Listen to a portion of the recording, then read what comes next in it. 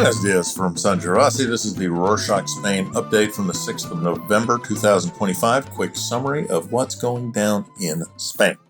First up this week, on Monday the 3rd, Carlos Mazón, regional leader of Valencia and member of the Partido Popular, or PP, finally resigned following mounting criticism over his government's handling of the devastating floods in October last year. As we've reported in previous episodes, this disaster killed hundreds, caused billions of euros in damage, particularly in Valencia's southern suburbs. Mazón admitted he had become the focus of criticism, hatred, and tension, and acknowledged he should have canceled personal engagements during the floods. Mazón's administration was accused of failing to issue timely evacuation warnings, sending mobile alerts only after flooding had already begun, over 12 hours after the National Weather Agency's top alert. Government poll prior to Mazón stepping down showed that over 70% of Valencian residents wanted him to quit. Also on Monday the 3rd, Álvaro García Ortiz, Spain's top prosecutor, denied leaking confidential legal documents against the PP during the first day of his historic trial. Ortiz was appointed by Socialist President Pedro Sánchez in 2022 and is facing accusations of leaking files related to businessman Alberto González Amador, partner of Madrid's right-wing leader Isabel Díaz Ayuso, to damage Ayuso's political career. Prosecutors have requested acquittal. Sánchez has publicly expressed confidence in García Ortiz's innocence. The case adds to many corruption investigations that have been in the news related to the Sánchez minority government.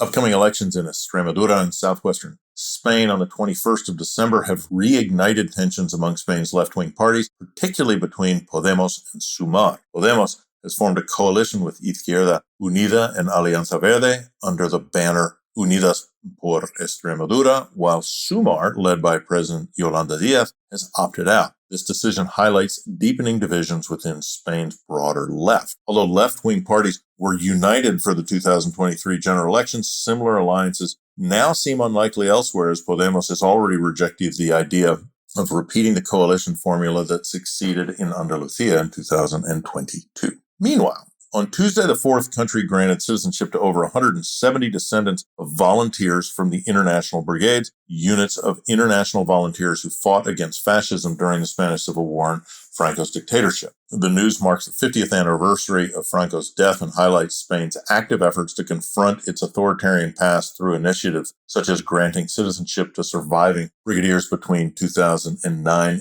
and 2013, outlawing the National Francisco Franco Foundation, and removing fascist symbols nationwide.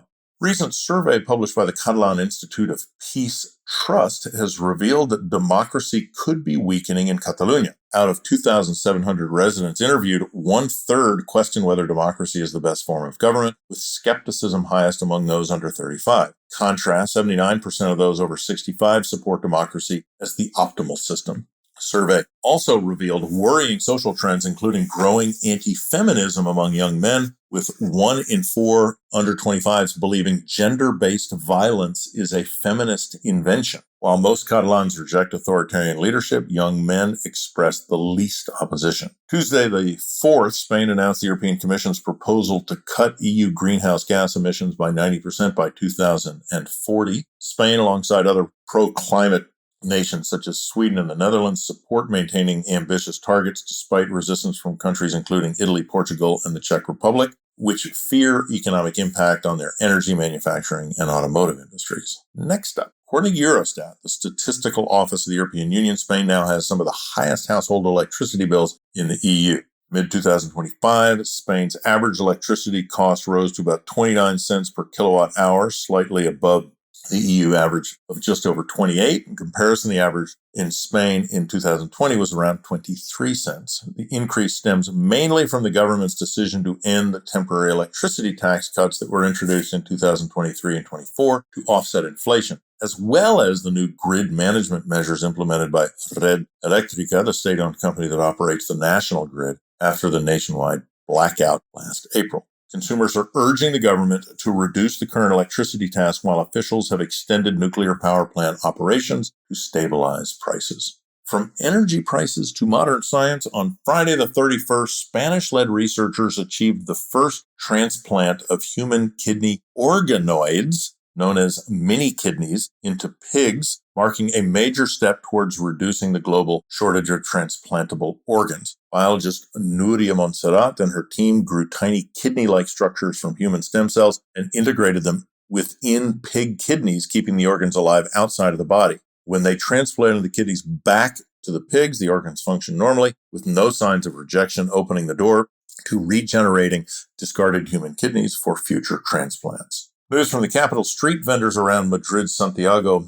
Bernabeu Stadium have filed a lawsuit against the city council after being relocated from their historic stalls to new areas they consider economically unviable. On Monday, the 3rd, 87 families, some operating for decades at the stadium, said the relocations to low-traffic areas caused by the stadium's reconstruction have severely restricted their sales. Many vendors report losses of up to 80%. Dispute comes as Bernabeu Stadium, a new 3,000 square meter complex with restaurants and gourmet shops, is built. Vendors emphasize that their stalls are a key part of the match day atmosphere and have received no prior consultation from the council, despite no previous issues or complaints. On Wednesday the 5th, Euro Weekly News released an article stating that Barcelona's theft rate is roughly 3 times higher than Spain's national average, making it the city with the highest likelihood of theft in the country. According to new Eurostat data, the probability of being robbed in Barcelona is almost 3 times Spain's average and second in the EU, only to Bucharest. In 2024, Spain recorded about 130 thefts per 100,000 inhabitants, the highest rate in the EU. However, despite these figures, Barcelona remains one of Europe's most visited cities, with over 27 million overnight stays last year. Tourists and locals are advised to stay alert and keep their belongings safe and close. Traveling or living in Spain? Check the link in the show notes with some useful tips. Recent survey from Spain's Estudias, the UK's NHS Digital, shows that smoking and drug use among young people has declined, with reductions in youth smoking and alcohol consumption and drug either stabilizing or decreasing. According to the report, across the nation, daily cigarette smoking among adolescents has dropped from over 20% in the 90s to below 10% as of last year. However, vaping has surged across both countries, prompting proposed bans on disposable vapes and tighter regulation. Alcohol use has also declined, with fewer teenagers drinking regularly. Cannabis remains the most used illicit drug. Use is stable or slightly decreasing. You've been listening to these shows. You might have heard us bring up the Moroccan-Spanish tunnel. On Wednesday the 5th, the long-discussed plan to build the undersea tunnel connecting Spain and Morocco was deemed technically feasible, meaning it could be possible according to a new study commissioned by the Spanish government. The proposed tunnel would connect southern Spain with Tangier, Morocco, potentially linking Europe and Africa by rail for the first time. Findings suggest construction could begin as early as 2027. Despite a lot of positive excitement for the project, experts caution that enormous engineering, financial, and geopolitical challenges remain before the ambitious tunnel could become a reality. According to the Directory of Observatory of Religious Pluralism, evangelical churches are booming across Madrid, with one opening every 4 days over the past 5 years. Women's football is in the spotlight, and the national team's no longer an exception as it prepares to reignite its fierce rivalry with England, meeting them again in the top qualifying group for the 2027 Women's World Cup. The two sides have developed a rivalry in recent years, with Spain defeating England 1-0 in the 2023 World Cup final, with England claiming revenge at the Euro 2025 final. Spain will look to maintain their World Cup dominance, with matches in the qualifying group scheduled between February and June 2026. And that's it for this week. Thanks for joining us.